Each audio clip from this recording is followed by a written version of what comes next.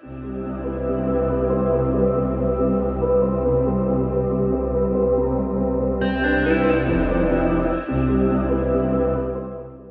ವೀಕ್ಷಕರೇ, ಉದಯವಾಣಿಗೆ ಸ್ವಾಗತ.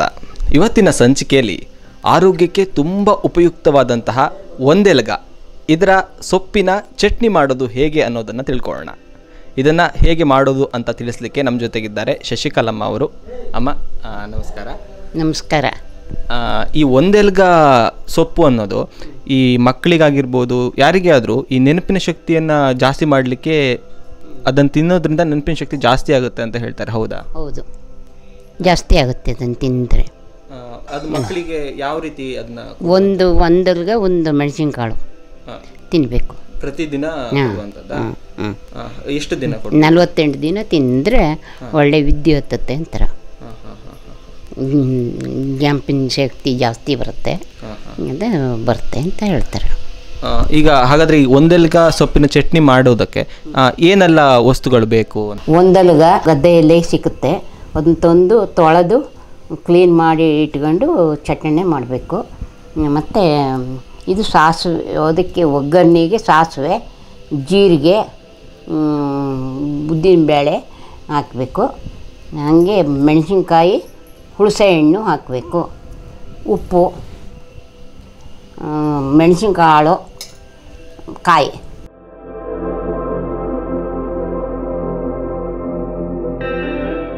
ಫಸ್ಟಿಗೆ ತುಪ್ಪ ಹಾಕ್ಕೊಂಡು ಈ ಒಂದೆಲಗ ಹುರಿಬೇಕು.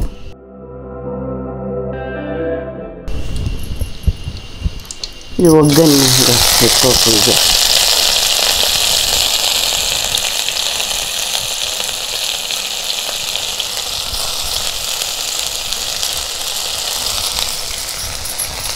ಹುರಿಬೇಕು. ಹೀಗೆ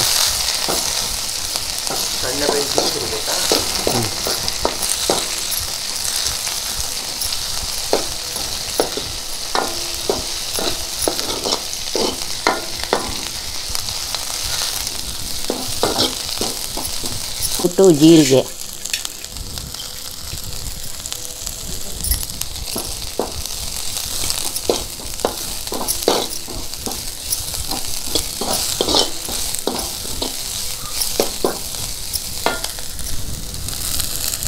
ಇದಕ್ಕೆ ಮೆಣಸಿನಕಾಳು,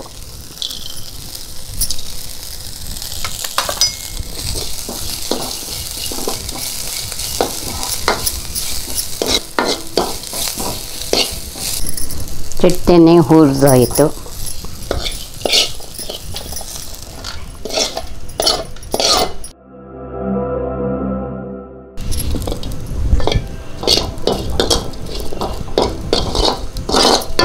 ಹಸಿಮೆಣಸಿನಕಾಯಿ,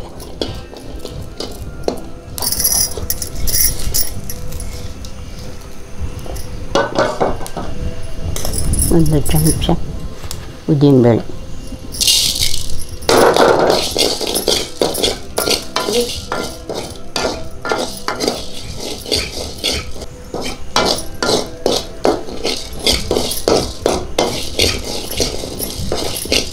ಇದೆಷ್ಟು ಹುರಿಬೇಕು? ಈ ಕೆಂಪಾಗರುತ್ತೆ ಹುರಿಬೇಕು.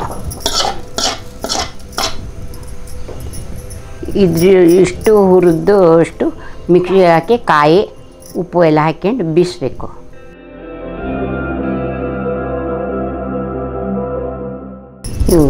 ಹುರ್ಕೊಂಡಿದ್ದೆಲ್ಲ ಚಟ್ನಿ ರೆಡಿಯಾಗಿದೆ. ಅದಕ್ಕೆ ಒಗ್ಗರಣೆ ಮಾಡಬೇಕು. ಒಗ್ಗರಣೆಗೆ ತುಪ್ಪ ಬೇಕು.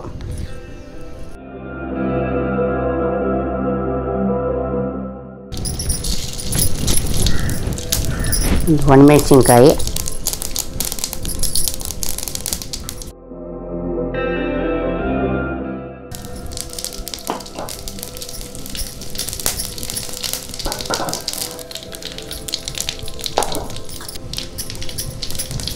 ಇದಕ್ಕೆ ಹೀಗೆ ಒಗ್ಗರಣೆ ಮಾಡಬೇಕು.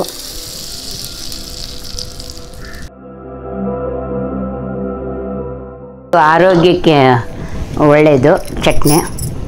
ಮತ್ತು ಸೊಪ್ಪು ಆರೋಗ್ಯಕ್ಕೆ, ಹುಡುಗರಿಗೆಲ್ಲ ಸೊಪ್ಪು ಕೊಟ್ಟರೆ ಆರೋಗ್ಯಕ್ಕೆ ಒಳ್ಳೆಯದು. ಒಂದು ಸೊಪ್ಪು, ಒಂದು ಮೆಣಸಿನಕಾಳು ಹಾಕಿ ಕೊಟ್ಟರೆ ಆರೋಗ್ಯಕ್ಕೆ ಒಳ್ಳೆಯದು. ಹುಡುಗರಿಗೆ ವಿದ್ಯೆ ಚೆನ್ನಾಗಿ ಹತ್ತುತ್ತೆ ಅಂತ ಹೇಳ್ತಾ ಇದ್ದಾರೆ. ಆರೋಗ್ಯಕರವಾದ ಒಂದೆಲಗದ ಚಟ್ನಿ ಹೇಗೆ ಮಾಡೋದು ಅನ್ನೋದನ್ನು ಶಶಿಕಲಮ್ಮ ಅವರು ತಿಳಿಸ್ಕೊಟ್ಟಿದ್ದಾರೆ. ಅಮ್ಮ ಧನ್ಯವಾದಗಳು. ಈ ಒಂದೆಲಗದ ಚಟ್ನಿ ಅಂದರೆ ಇದನ್ನು ಚಟ್ನಿ ಮಾತ್ರ ಮಾಡ್ಬೋದು ಅಥವಾ ಈ ಒಂದೆಲಗದಿಂದ ಬೇರೆ ಏನಾದರೂ ತಂಬಳಿ ಮಾಡೋಕ್ಕೆ ಬರುತ್ತೆ. ಇದನ್ನು ಬೀಸಿ ಮಜ್ಜಿಗೆ ಒಗ್ಗರಣೆ ಮಾಡಿ ಜೀರಿಗೆ ಸಾಸಿವೆ ಎಲ್ಲ ಹಾಕ್ಕೊಂಡು ಒಗ್ಗರಣೆ ಮಾಡ್ಕೊಂಡು 2 ಮೆಣಸಿನ್ಕಾಳು ಎಲ್ಲ ಹಾಕಿ ಬೀಸಿ ಒಗ್ಗರಣೆ ಮಾಡಿ ಇದ್ರೆ ತಂಬಳಿ ಆಗುತ್ತೆ. ಮಜ್ಜಿಗೆ ಹಾಕಿದ್ರೆ ತಂಬಳಿ ಆಗುತ್ತೆ. ಕಾಯಿ ಹಾಕೋದು ಬೇಡ, ಮಜ್ಜಿಗೆ ಹಾಕಿದ್ರೆ ಸಾಕು. ಈ ಒಂದೆಲಗದಿಂದ ಬೇರೆ ಏನಾದರೂ ಆರೋಗ್ಯಕ್ಕೆ ಒಳ್ಳೇದು ಅಂಥದ್ದು ಏನಾದರೂ ನೆನಪಿನ ಶಕ್ತಿ ಬಿಟ್ಟು ಬೇರೆ ಏನಾದರೂ ಒಳ್ಳೇದು ಅಂತ ಇದೆಯಾ? ಎಲ್ಲವಕ್ಕೂ ಒಳ್ಳೆಯದೇ, ಆರೋಗ್ಯಕ್ಕೆ ಒಳ್ಳೆಯದೇ. ಒಳ್ಳೆಯ ಸೊಪ್ಪೇ ಸಹ ಇದು ಒಂದೆಲಗ ಸೊಪ್ಪು.